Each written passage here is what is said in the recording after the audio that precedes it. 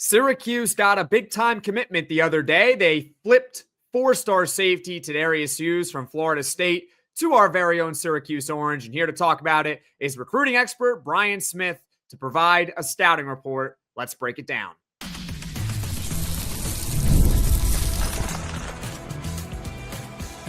You are Locked On Syracuse, your daily podcast on the Syracuse Orange.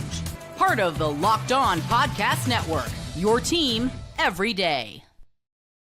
Hello, everyone, and welcome in a Locked On Syracuse. I'm Jackson Holzer. Thank you for making us your first listen of every single day here on the Locked On Podcast Network. It's your team every day. Of course, we are always free and available wherever you get your podcasts. And on today's mini podcast, we are joined by Locked On Portal podcast host, recruiting expert, and just so happens to be the host of Locked On Florida State Seminoles. Of course, I am talking about Brian Smith, and he is going to provide us a deep dive into four-star safety Tedarius Hughes, because he was a member of Florida State, and now he is a member of Syracuse. Class of 2026, four-star safety out of Miami Northwestern. Brian, let's get right to it. What's the scouting report on Tedarius Hughes?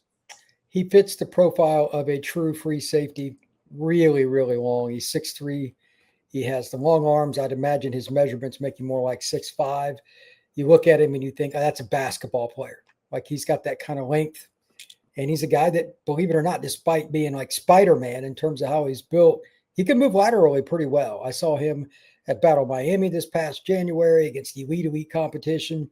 Saw him get a pick on like the second play. I was watching him. Really sudden.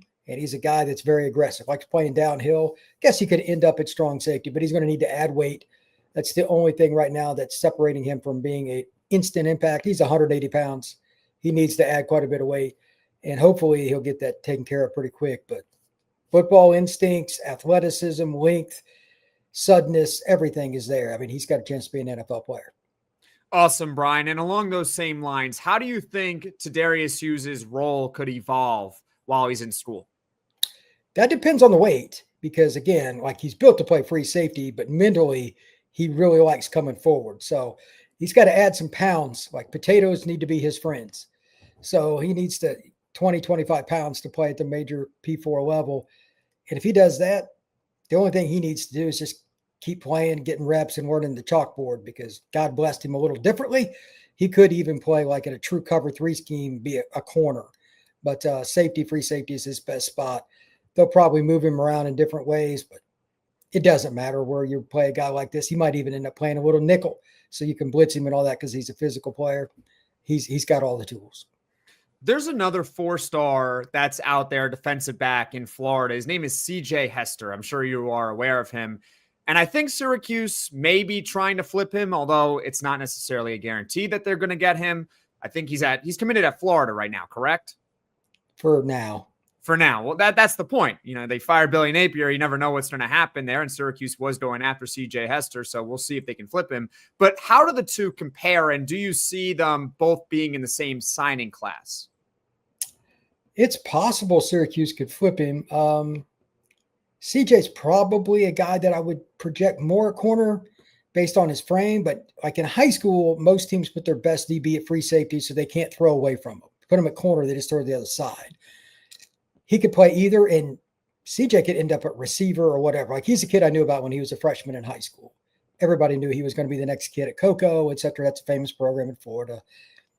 I don't know if I would compare him all that much, because they're different in how they play. CJ is probably even more sudden. He's a little shorter. He's 6 foot. Really, really twitchy. He's fast. Like, I would at least entertain the idea of, especially with Syracuse's offense, of playing him at receiver or running back. He's just a football player. I wouldn't pigeonhole him with any position, but he's a Cocoa kid. He's going to be tough as nails. They play a really good schedule. Just get him on campus. Tedarius, again, like, safety just makes sense. Like, he was built to play it because of his height and length. That's a great spot for him.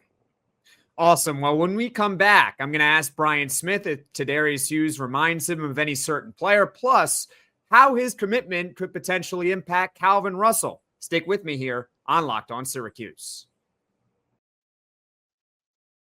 The NBA is back, and there's no better place to get in on the action than FanDuel, the official sports betting partner of the NBA.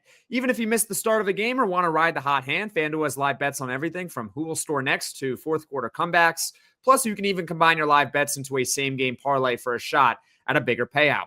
It keeps every game exciting, especially when your team's making that late push. And right now, FanDuel is giving new customers $300 in bonus bets when your first $5 bet wins. So head to FanDuel.com to sign up and play your game with FanDuel, the official sports betting partner of the NBA. Mazda crafts cars for those who do more than simply move. You can make everyday drives feel like anything but, from smooth handling to intuitive controls. With all-wheel drive standard in every crossover SUV, you can drive with confidence through almost any season. And like our players, we sweat every detail, because when you make every move count, impossible becomes irrelevant. Mazda, move and be moved. Locked On Syracuse, I'm Jackson Holzer. That's Brian Smith, Locked On's very own recruiting expert, host of the Portal Podcast, and just so happens to be the host of Locked On Florida State Seminoles, who Syracuse just flipped Tedarius Hughes away from. So I'm sure Florida State is very happy about that one, right, Brian? But anyways, let's get back to Tedarius Hughes. Is there a certain player that he reminds you of? A long time ago, Bobby Taylor played at Notre Dame and played for the Eagles for a long time. 6'2.5", 6'3" kid with long arms. There's any guy that's just really like some of the safeties and corners that Pete Carroll had with the Seahawks, the real long guys like that. That's his frame. Now, again, he's got to add weight. But again, if you play cover 3 or whatever, you could put him at corner. He could play free safety too. So I think he would fit really well in that scheme. But any of those kinds of players, there's not any one specific recently, but this is an NFL guy. So he kind of makes his own path. All right. So Tedarius Hughes goes to Miami Northwestern. And obviously that means, for those that do not know, he is teammates with 5-star commit in the class of 2026, Calvin Russell. And some people, not myself, but some people may be a little worried about Calvin Russell, especially because Syracuse football has not been very good this season. Brian, how do you think Tedarius Hughes flipping from Florida State to Syracuse could impact Calvin Russell's commitment with the Orange? It can't hurt. I mean, it's somebody else that's similar to you that plays in the same area. I'm sure they've known each other a long time. I wouldn't even be surprised if there were other kids at the school that are now kind of cool with the idea of Syracuse. It just solidifies it. So if anything else, it probably increases the odds of Calvin ending up in upstate New York. That's awesome to hear. And Syracuse actually has another player, I believe, on the roster by the name of Darius Booby Johnson, who also went to Miami Northwestern. He was in the class of 2025. Russell and Hughes are in the class of 2026. Brian, is there anything else you'd like to add? Yeah, I think that Syracuse has kind of made their mark. And now the question is, can they start getting some of the big-time linemen? It's the only thing left for them to do down in the Florida area. They're taking names down there, man. You got to give them props. That's a good point that you bring up, actually, because I've noticed with Syracuse recruiting that their top-end recruits so far have mostly been on the perimeter. They can start getting that offensive line, defensive line down. That's the difference. Now, all of a sudden, you can really start to compete with the big boys out there. But you know what? Talent is talent. We're certainly going to take it. Tedarius Hughes, now a member of Syracuse's class of 2026. Hopefully more is to come in the class of 2026, which is right now, per 24/7 Sports, a top 25 overall class in the nation. Can you believe it? Neither can I, but it's the new reality of Syracuse football recruiting. Brian, thank you so much for taking the time to join Locked On Syracuse. Tell people where they can find you on social media. Yep, FB Scout _Florida, FB Scout _Florida, and you can find the Portal Podcast, Podbean, Apple, Spotify, and of course on YouTube, wherever you get your pods. Awesome. Thank you so much, Brian. And folks, thank you all so much for watching. Thank you all so much for listening. If you like Locked On Syracuse, be sure to hit that like button. If you really enjoy the podcast, be sure to hit subscribe.